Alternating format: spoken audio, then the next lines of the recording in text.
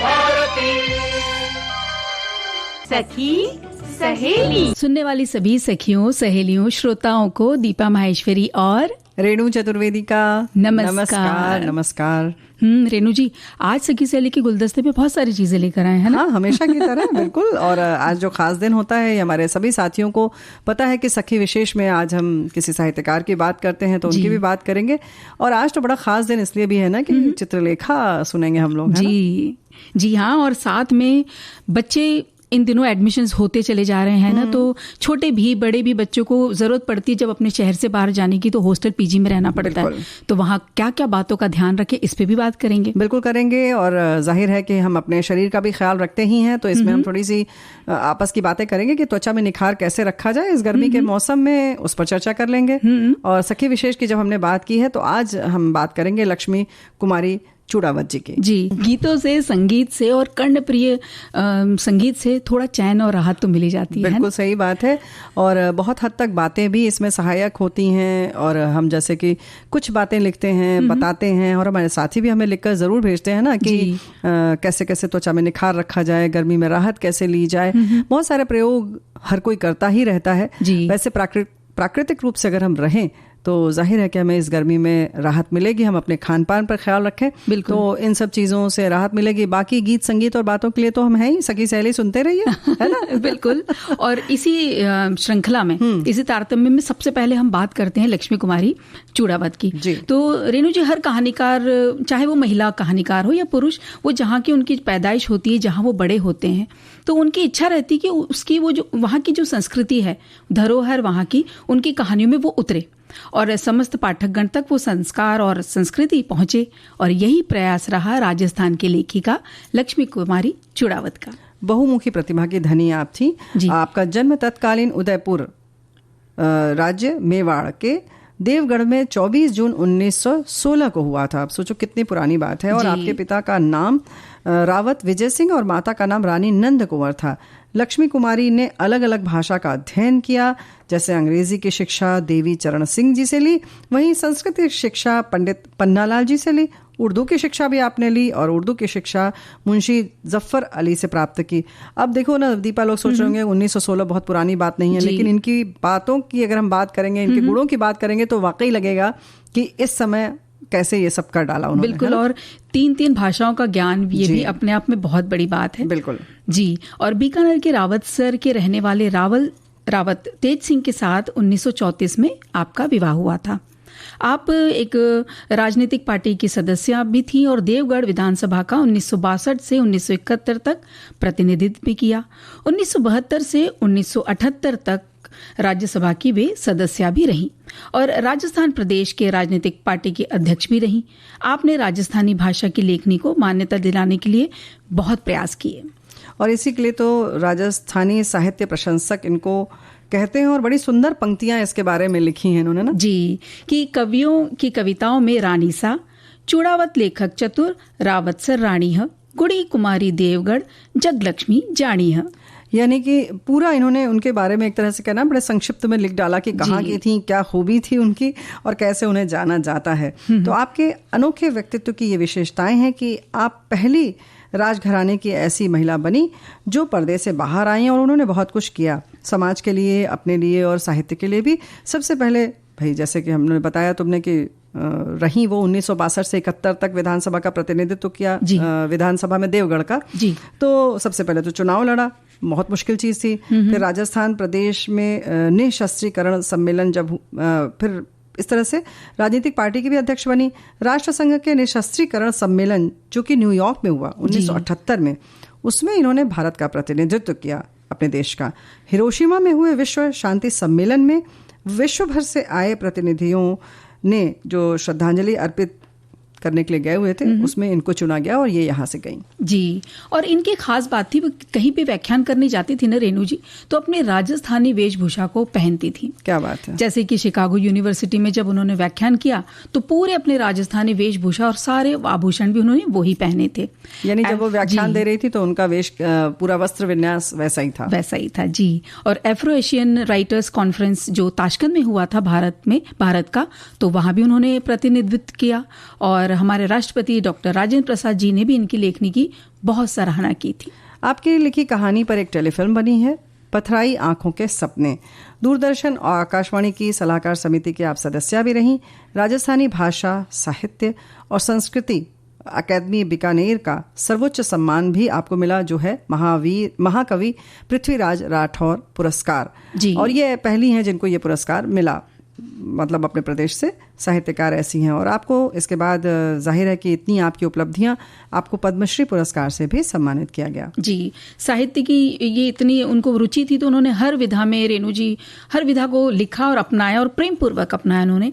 जैसे अंतर्ध्वनि लिखा जो कि गद्य गीत है, राजस्थान का हृदय राजस्थानी ये काव्य है जो कि इन्होंने हिंदी अनुवाद किया, हुंकारो दोसा ये बाल कथाएं हैं और जुगल विलास ये कविताएं हैं। कविंद्र कल्प लतिका राजस्थानी काव्य है और मूमल कहानियां हैं। और इसी तरीके से हिंदू कुश के उस पार ये इनका एक यात्रा विवरण है जी। फिर गिर ऊंचा ऊंचा गढ़ा, ये है राजस्थानी कहानियां, ये संग्रह है एक तरीके से जी। और बीरबाण बहादुर दाड़ी रो बाड़ियों ये राजस्थानी कविता है। रवि ठाकुरी बाता ये कहानियां हैं। राजस्थानी प्रसिद्ध दोहे सोरठे जो वहाँ पे बहुत चलते हैं तो उनका उन्होंने हिंदी अनुवाद किया। फिर राजस्थानी लोक गाथाएं उन्होंने लिखी और डूंग जी जवार जी कहानी ये लिखी जो कि बहुत प्रसिद्ध है।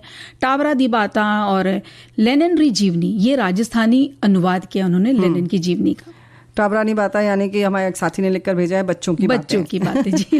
तो हमारे साथी ने भी बहुत सारी चीज़ें लिखकर भेजी हैं इनके बारे में। पद्मश्री पुरस्कार से के साथ साथ आपको राजस्थान रत्न और हेसिट्री गोल्ड अवार्ड भी दिया गया। महाराणा कुंभा पुरस्कार आपको मिला। सोवियत लैंड नेहरू अवार्ड से भी आपको सम्मानित किया जा चुका जी। और 24 मई 2014 को राजस्थानी लेखिका लक्ष्मी कुमारी चूड़ावत सदा के लिए संसार से विदा लिया।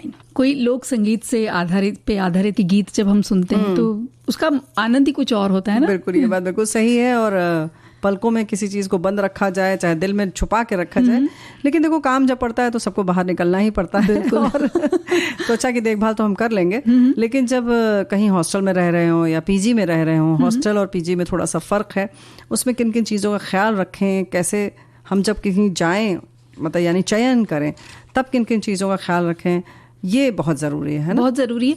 और जब बड़े जाते हैं, जैसे युवा है जी कि 12वीं पास की या ग्रेजुएशन किया, उसके बाद अगर आगे की पढ़ाई के लिए जाते हैं तो वहाँ तक तो ठीक है रेणु जी कि हमें लगता है ठीक है हो जाएगी, लेकिन फिर भी कुछ कुछ ऐसी बातें हैं जिसका कि युवाओं को ध्यान रखना चाहिए। जैसे कितना भी बड़ा हो बच्चा, वो बच्चा माता पिता के लिए बच्चा रहता है तो उसके मन में एक थोड़ा डर भय सब बना रहता है कि मैं जा रहा हूँ या जा रही हूँ तो कैसे करना है। वो अपने मम्मी पापा से बार बार पूछते रहते हैं कि लेकिन देखो ऐसा ना दीपा, ये मत कहो कि बच्चे बच्चे होते हैं, धोखा तो बड़े लोग भी खा जाते हैं ना। जब हम किराए पर घर लेते हैं तब किन किन चीजों का ख्याल रखना पड़ता है, हम खरीदते हैं तो भी बहुत सारी चीजों का ख्याल रखना पड़ता है।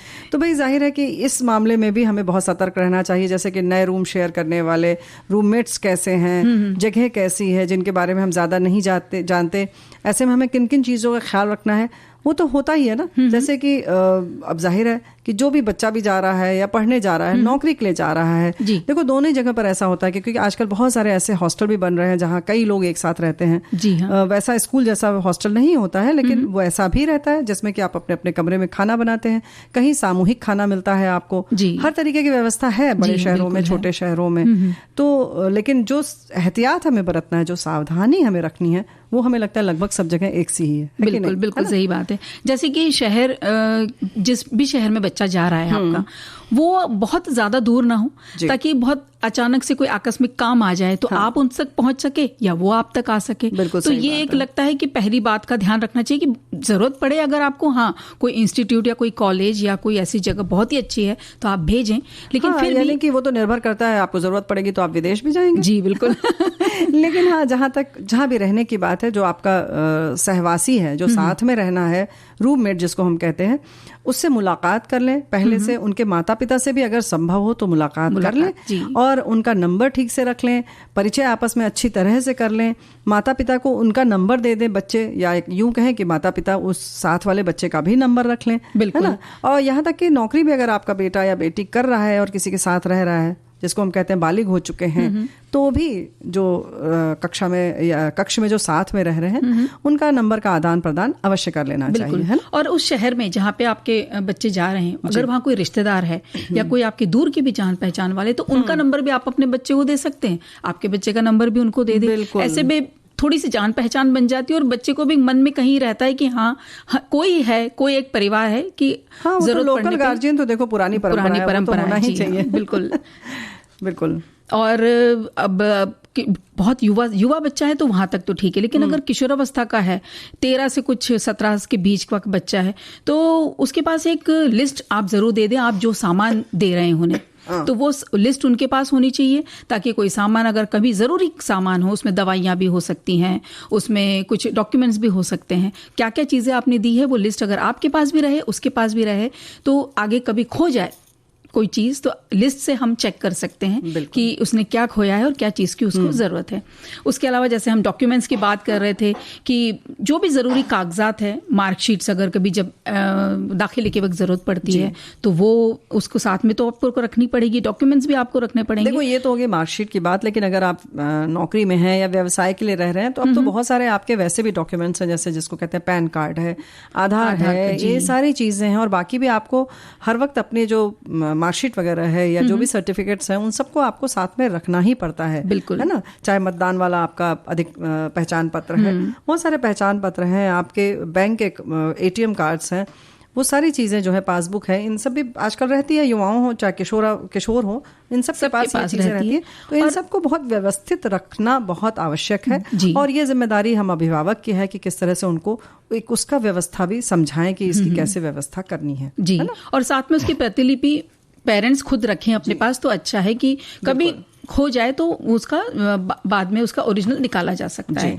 और बच्चों का कैसा रहता है ना, शुरुआती दिनों में कई अलग अलग स्वभाव होते हैं रेणु जी, कोई घुल मिल जाता है बहुत जल्दी, लेकिन किसी को थोड़ा सा इतना आसान नहीं रहता है कि वो जान पहचान या दोस्ती कर ले, लेकिन उन्हें बोले धीमे धीमे से वो खुलें, बातचीत करें, ताकि कभी अगर तबीयत भी खराब हो जाए तो वो एक दूसरे की सहायता कर सकते हैं, एक दूसरे से बातचीत कर सकते हैं। आपका कोई पारिवारिक डॉक्टर है तो उसका फ़ोन नंबर भी आपके बच्चे के पास, या युवा या बड़ा जो भी हो उसके पास ज़रूर होना चाहिए, ताकि कभी रात में भी अगर फ़ोन लगाना पड़े तो वो आपके उस डॉक्टर को फ़ोन लगा सकते हैं। बिल्कुल सही बात है, ये बहुत आवश्यक चीज़ है। आपातकाल की हमें हमेशा तैयारी रखनी चाहिए। वैसे तो कहते हैं ना कि हमेशा आप अच्छे के बारे में सोचें, लेकिन हाँ, जो इस तरीके की स्थितियां आती हैं उनके लिए तैयार भी रहना बहुत ज़रूरी है जी। और इसके संग संग ये भी बहुत ज़रूरी है कि जो साथ में रहना है उसके कैसा है कमरा रखना चाहते हैं, दोनों का मन मिजाज मिलता है कि नहीं मिलता है, या आपका बच्चा अपना या खुद आप अगर रह रहे हैं तो आप अपने बारे में सोचें कि आप में भावनात्मक रूप से आपकी क्या क्या कमजोरियां हैं, क्या क्या आपकी शक्तियां हैं, तो उन सबको बहुत अच्छे से उसका इस्तेमाल करना चाहिए। कभी कभी जो आपकी भावनात्मक कमजोरियां जिनको कहा जाता है, कहीं उसका कोई फायदा तो नहीं उठा ले रहा है, बिल्कुल, तो इसके लिए आप सतर्क रहें, समझ के रहें कि क्या आप ऐसे घर में तो चल जाता है भाई बहनों में कि अच्छा कोई बहुत इमोशनल है तो उसको चला लिया जाता है अपने हिसाब से, लेकिन अगर आप घर के बाहर हैं तो कहीं ऐसा तो नहीं कि वो आपके लिए कहीं नकारात्मक आपका वो हो जाए, वो स्वभाव आपका, तो उसको कैसे आपको इस्तेमाल करना है, कैसे उससे बचना है, इन सब की भी तैयारी बहुत ज़रूरी है, बहुत ज़रूरी। और बहुत ही छोटा बच्चा है कि आपने छोटे बच्चे को भेजा है, अभी ये समझ लीजिए 10 के उम्र के आसपास का, तो ऐसे छोटे बच्चे ना घबरा भी जाते हैं, लेकिन कहीं कहीं देखा है कि खुश भी हो जाते हैं, तो उन्हें घर में ही सबसे पहले समझाएं कि क्यों उन्हें हॉस्टल में, अब ये बोर्डिंग स्कूल हो गया जी, तो बोर्डिंग स्कूल में क्यों भेजा जा रहा है, आपका लक्ष्य उसके पीछे क्या है। हो सकता है कि आप छोटे शहर में रहते हैं और आगे पढ़ाई अच्छी हो, उसे ज़्यादा मतलब हर नई तरह की शिक्षा का, और जो भी खेल में अगर बच्चा मान लीजिए बहुत आगे है तो उसको वो सारी सुविधाएं मिले, तो हम माता पिता चाहते हैं कि हम किसी अच्छे स्कूल में डालें, तो पहले घर में बैठ के उसके से बात करें, और जब भी फैसला लें तो बच्चे को जरूर साथ में रखें, उसकी सहमति जानना बहुत ज़रूरी है। ये बात बिल्कुल तुमने बहुत अच्छी कही, क्योंकि अक्सर ऐसा होता है कि हम बहुत महत्वाकांक्षी हो जाते हैं और बच्चा भी कहीं कहीं रहता है, लेकिन आगे आने वाली जो समस्याएं हैं, समस्या तो नहीं कह सकते, जो स्थिति आएगी अकेले रहने पे, क्या वो उसका सामना कर सकेगा? अगर कर सकता है तो ही आप महत्वाकांक्षी बने या उस तरफ कदम बढ़ाएं जी। या अगर आपने बढ़ा भी लिया और कहीं आपको लगता है कि नहीं ये उचित नहीं है, बच्चा इससे बहुत कहीं कुंठित हो रहा है, कहीं अवसाद में जा रहा है, परेशान हो रहा है, उसने सोचा तो था कि ठीक है हम हॉस्टल में रह लेंगे या पीजी में रह लेंगे, हो सकता है कि वहां पर वो सामंजस्य स्थापित नहीं कर पा रहा है और वो चाह रहा है कि नहीं उसे किसी भी तरह से घर बुला लिया जाए, तब आप बिल्कुल इसमें मामले में थोड़ा सा मुलायम पड़ जाएं नरम हो जाएं। और क्योंकि जिंदगी और स्वभाव और इन सब चीज़ों से बढ़कर कुछ भी नहीं है। आप ये सोचे कि इतना बड़ा मौका क्यों छोड़ रहे हैं, लेकिन अगर उसका मन ही दुखी हो जाएगा या कोई ऐसी ग्रंथि बन जाएगी जिससे कि वो आजीवन उस बात से परेशान रहेगा, और या बहुत सारी ऐसी चीज़ें होती हैं कि बच्चे बताते नहीं हैं कि हम क्यों छोड़ना चाह रहे हैं, तो कभी कभी उसके इस बहुत कठिन जो भी निर्णय उसने लिया है उसका सम्मान भी करना चाहिए। कहीं ना कहीं बैठ के इस पर विचार करना भी बहुत जरूरी है। यानी कुंठित मन से उसे ना भेजें, इस तरह बिल्कुल, जैसे तुमने कहा ना कि उसकी सहमति के बगैर ना भेजें। लेकिन चलो सहमति के बाद भेज दिया, फिर क्या होता है अक्सर बच्चे वहाँ की जो परेशानी है, अब बिना जाए तो नहीं मालूम चलेगा ना, अब वो चला गया, वो उसको नहीं झेल पा रहा, नहीं उसका सामना कर पा रहा है, फिर हम लोग बार बार उससे कहते तुम्ही ने तो कहा था, तुमसे पूछ कर ही तो भेजा था, अब क्या हो गया। जी, ये हम सब की आदत होती है, लेकिन ऐसा नहीं है। जब हम तक सामना नहीं करते उसको कैसे पता चलेगा कि ये दिक्कत आएगी। बिल्कुल। और जब भेज रहे हैं, हाँ हो गई और अब आप भेज रहे हैं, तो वहां पे जो कुछ ऐसे विद्यार्थी पहले ही रहते हैं तो उनके माता पिता से मुलाकात कर लें और अपने बच्चे को भी उनसे मिलवा दें, ताकि वहां के क्या अनुभव है उन बच्चों के तो वो जान ले, समझ ले, उसके बाद ही वो बच्चा खुश होकर के जाए तो बहुत अच्छा। देखो दीपा, ऐसा है ना कि हम लोग जैसे बात कर रहे थे कि क्या क्या चीजें और हमें तलाश करनी चाहिए, तो देखना चाहिए कि कैमरे वगैरह आजकल बहुत आवश्यक है नियम के हिसाब से। उस नॉर्म्स में वहां लगा है कि नहीं लगा है ये देखना चाहिए। अगर नहीं लगा है तो आप प्रशासन से बात करें कि लगवाएं, चाहे वो लड़के हों या लड़की। आजकल सुरक्षा सभी की बहुत जरूरी है ना। बिल्कुल। और इसके संग संग एक बात तो ये है कि देख लें कि कैमरे लगे हैं कि नहीं तो लगवाएं। दूसरा, आप कमरे की बहुत अच्छी तरह से, बाथरूम आदि जितनी भी वहां पर अलमारी है उन सब की बहुत अच्छे से निगरानी करें। बच्चे से भी करवाएं कि कहीं हिडन कैमरे लगे तो नहीं है, क्योंकि बाद में फिर ये बात आगे चली जाती है और ब्लैकमेल किया जाता है। बहुत सारी चीजें सबको, हमारे साथियों को पता है, तो इसलिए इस बारे में भी थोड़ा सा सतर्क रहें और देख लें। बिल्कुल। और जो वहाँ के लोकल गार्जियन तो होते हैं, एक स्कूल के भी गार्जियन होते हैं, उसके अलावा एक वार्डन भी होते हैं। तो वार्डन है तो उनका स्वभाव कैसा है, बच्चे का स्वभाव कैसा है, दोनों का आपके सामने स्कूल वाले ये सुविधा देते हैं कि आप बार बार 2-3 बार मिलवा दीजिए, ताकि वार्डन बच्चे का स्वभाव समझ ले, बच्चा वार्डन को समझ ले, और एक अपनत्व का भाव आ जाए, उनको समझ में आ जाए कि हमें एक दूसरे के साथ रहना है। जी जी। और बहुत सारी चीजें जो अनुशासन के लिए होती हैं कि फोन नहीं करना है या एकदम नियत समय पर करना है, तो ये सब बच्चों को तो दिक्कत लगती है, क्योंकि आजाद रहकर घर में आए हैं, जब जो मर्जी आए किया, जब मर्जी आए खाया, पसंद का खाना खाया, और यहाँ बंधन है। हाँ, थोड़ा सा तो ऐसा ना हो कि बच्चे तो परेशान है ही और हम भी बड़े परेशान है, अब लो बच्चों को हमारे ये नहीं मिल रहा है, बच्चों को वो नहीं मिल रहा है, अब बात नहीं कर पाते, तो आप उसमें इजाफा ना करें, बल्कि उनको बताएं कि नहीं, तुम्हारे भविष्य के लिए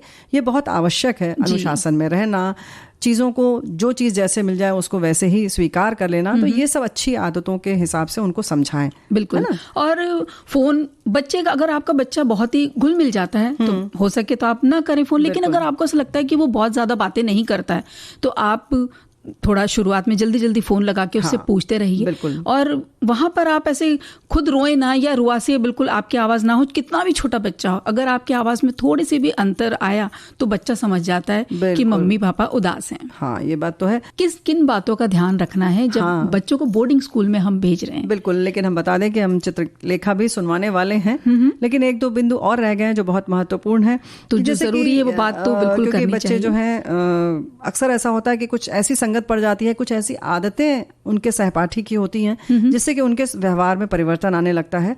तो इस बात पर आपको बहुत निगरानी रखनी होगी। हर चीज फोन करने से या जाने से नहीं होगी, ये आपको निगाह रखनी पड़ेगी। उसके व्यवहार में कोई परिवर्तन तो नहीं आ रहा है, किसी और नशे की या किसी और चीज की आदत तो नहीं पड़ रही है, या केवल नशे की नहीं, कुछ और आलस से तो नहीं उसके ऊपर चढ़ रहा है, या ऐसा तो नहीं आ रहा है कि बहुत अहंकारी हो रहा है, साथ वाले बच्चा बहुत पैसे वाला है या कुछ ऐसा है तो उसके में कुछ हीन भावना तो नहीं आ रही है। तो कुछ इन सारी चीजों पर भी आपको अपनी नजर रखनी होगी, रखनी चाहिए। और वार्डन से भी आप पूछते रहिए बार बार, सिर्फ हमेशा बच्चे से ही बात ना करें, उससे भी पूछते रहिए कि वो समय पे उठ रहा है या पढ़ाई वगैरह, क्योंकि कई बार क्या होता है ना, बिल्कुल छूट मिल जाती है तो बच्चों को लगता है चलो खेलने का वक्त है, खेल लें, और इतना खेलें कि वो कमरे में देर से आ रहे हैं। तो इन सब बातों का भी बिल्कुल ध्यान रखें। और हम तो यही चाहेंगे कि भाई जो बच्चे जा रहे हैं या जाने वाले हैं तो उनका भविष्य उज्जवल हो, और जिस लक्ष्य से के लिए माता पिता अपने बच्चों को भेजते हैं वो लक्ष्य पूरा हो। ये बात बिल्कुल सही है, बहुत ज़रूरी है, लेकिन छोटी छोटी चीज़ों का ख्याल रखना बहुत ज़्यादा ज़रूरी है। तो बच्चे हैं, धरोहर है हमारी भाई, लेकिन अपने साथियों से जब हम मिलते हैं तो लगता है कि बस हमारे वक्त आपसे ही बातें करते रहते हैं कि नहीं और ये चलती रहे बातचीत, है ना। हाँ बिल्कुल, मन तो यही करता है, लेकिन समय की पाबंदियां होती हैं और वैसे ही मौसम की भी कुछ पाबंदियां होती हैं कि जैसे कि अब सर्दियां हो तो आप कुछ भी कर सकते हैं, जितनी भी चाहें उतने व्यायाम कर लें, कुछ भी खा पी लें, मस्त रहे। हाँ, उस गर्मी में बहुत ख्याल रखना पड़ता है, बहुत ज्यादा ख्याल रखना पड़ता है। और इतनी गर्मी, इतनी उमस, कभी कभी तो त्वचा भी बहुत ज्यादा गर्म होने लग जाती है, कभी हर वक्त झुर्रियां आ जाती हैं और झाइयां पड़ जाती हैं, टैन हो जाती है स्किन हमारी। तो बहुत सारी बातों का ध्यान, जैसे हर मौसम का एक कहते हैं ना कि उनके एक रूप जरूरत होती है। बिल्कुल, तो हर मौसम का अपना, सही बात तुमने कहा कि स्वरूप होता है और उसी हिसाब से त्वचा की अपनी आवश्यकता हो जाती है जी। तो इस समय जो है वो जाहिर है कि बहुत सूखापन है, गर्मी बहुत है, तो हम हर कुछ नहीं प्रयोग में ला सकते, तेल आदि ज़्यादा नहीं लगा सकते, क्रीम नहीं लगा पाते, लेकिन फिर भी अब सूखापन ख़त्म भी करना है तो बहुत सारी ऐसी चीज़ें हैं जिन पर हमें ध्यान देना होगा। वैसे तो आमतौर पे जो हम सब्जी आदि खाते हैं, खास तौर से ककड़ी है, खीरा है, इन सबको आप जब काटे तो आप अपनी त्वचा पर लगा लीजिए बड़े आसानी से। बिल्कुल। और इसी तरह से जैसे आप बोली तो मुझे ध्यान आया कि तरबूज जब काटते हैं तो उसका कितना भी कीजिए आप, पानी उसका गिर जाता है। बिल्कुल। तो वो पानी में थोड़ा सा आप मुल्तानी मिट्टी डाल लीजिए और उसको आप दोपहर में जब आप आराम करते हैं, जैसे प्रोग्राम अपना सखी सहेली सुनते हैं, आराम नहीं करते हैं, कार्यक्रम सुनते हैं, तो बस उस वक्त लगा लीजिए और 15 मिनट बाद जब कोई गीत बजे तो झट से जाके अपना चेहरा धोकर आ जाए। बिल्कुल, धोकर आ जाइए। और देखो, काम करने की जहां तक बात है, ये बात तो बहुत बड़ी है कि हमारे साथी जो हैं हर जगह इस कार्यक्रम को सुनते हैं और बहुत अच्छा लगता है। कई बार फेसबुक पर उन्होंने डाला भी है, कोई दीवार आदि चुन रहा है, छत डाल रहा है, साड़ी बुन रहा है, बुनकर है हमारे साथी, वो सब अपना काम करते रहते हैं और कार्यक्रम सुनते रहते हैं, तो बड़ा अच्छा लगता है। तो लगता है जैसे ये सारे काम हम भी कर रहे हैं। लेकिन जो बात है त्वचा की, जैसे तुमने कहा झट से लगा लीजिए और साफ कर लीजिए, ऐसे ही चीज़ों को हमें ध्यान रखना होगा।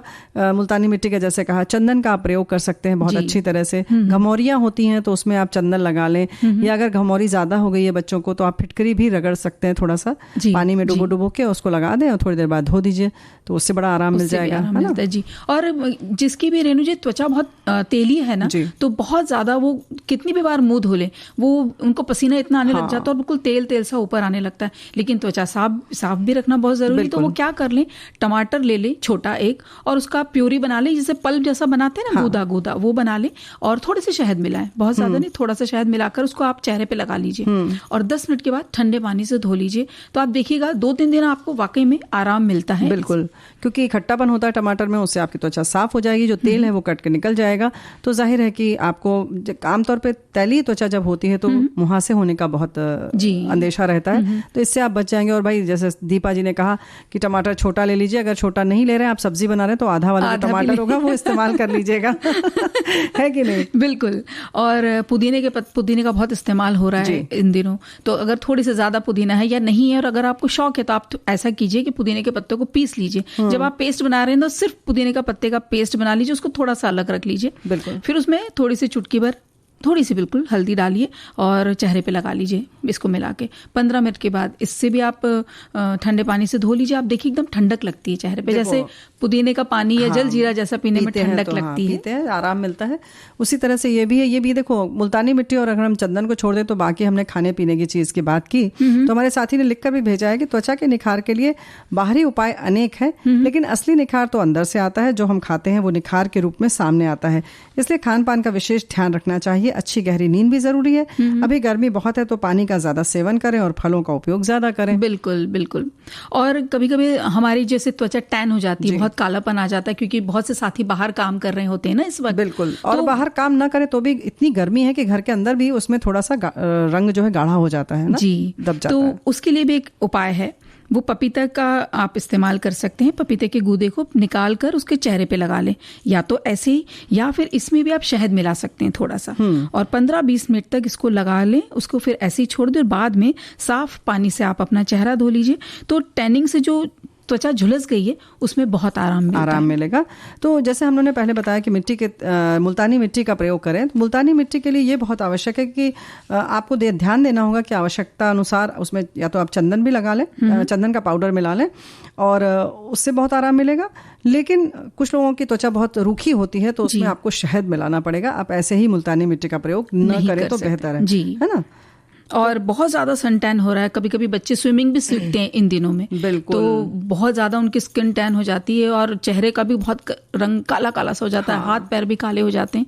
तो आप ये लेप तो लगा रहे हैं जैसे हमने पपीते वाला बताया, साथ में आप क्या कीजिए कि आइस क्यूब, घर में इन दिनों तो बर्फ जमा हुई है, पतले से कपड़े में या छोटे रुमाल में आप उसको लेके उसको भी आप रगड़ सकते हैं चेहरे पे बिल्कुल हल्के हाथों से, तो उससे भी गर्माहट जो है चेहरे की और त्वचा की वो दूर होने लग जाती है। दूर होती है, ये तो गर्माहट दूर होने की बात है, लेकिन जो रंग का जो है वो सांवलापन जो खत्म करना है उसके लिए आप एक डिबिया में या किसी शीशी में बेसन रख लें बाथरूम में, और बस हाथ में जैसे ही आप नहाने जाते हैं उसके पहले ही हाथ या चेहरे पर आप उसको बस पानी में थोड़ा सा लें, 2 बूंद हथेली में पहले बेसन ले लें, एक चुटकी उसमें 2 बूंद पानी लगा लें, चेहरे पर लगा लीजिए। थोड़ी देर बाद जब तक उतार रहे हैं, बदल रहे हैं, रख रहे हैं सामान, उस समय तक आप उसको धो लीजिए। तो रोज इस तरह से अगर आप बेसन से धो लेंगे अपनी त्वचा को तो भी बहुत जल्दी ये जो टैनिंग है वो खत्म हो जाती। अच्छा, अब हमारी कुछ सखियां ऐसी जिन्हें थोड़ा शौक रहता है कि हम थोड़ा ज्यादा करें और हम कुछ अच्छे से अपने इस भले गर्मी है, बहुत झुलस रही त्वचा, लेकिन अपना ध्यान रखें, तो दूध और चिरौंजी का इस्तेमाल कर सकते हैं रेनू जी। तो दाग धब्बे अगर चेहरे पे हैं तो इसके लिए बहुत अच्छा उपाय है। तो इसके लिए क्या करें, कच्चे दूध में आप 4-5 घंटे के लिए चिरौंजी भिगो के रख दीजिए, और उसका बाद में पेस्ट बना लें। इसको आप चेहरे पे लगाएं और फिर धीरे से इसको हल्के से ना, ये गिरता जाएगा थोड़ा, इसको हल्के हाथों से थपथपाना पड़ेगा चेहरे पे ताकि वो थोड़ा चिपक जाए। सही और जब बिल्कुल अच्छे से सूख जाए, लगभग 15-20 मिनट आधे घंटे तक इसको लगे रहने दे। जब ये सूख जाए तो पानी से आप चेहरा धो लीजिए। तो ये भी बहुत अच्छा लेप है, आपका रंग भी अच्छा बना रहता है और चेहरे पे जो मुलायमपन चाहिए वो भी इसमें बनी रहती है। और कार्यक्रम में अब समय हो गया है विदा लेने का, तो दीपा माहेश्वरी और रेणु चतुर्वेदी का नमस्कार।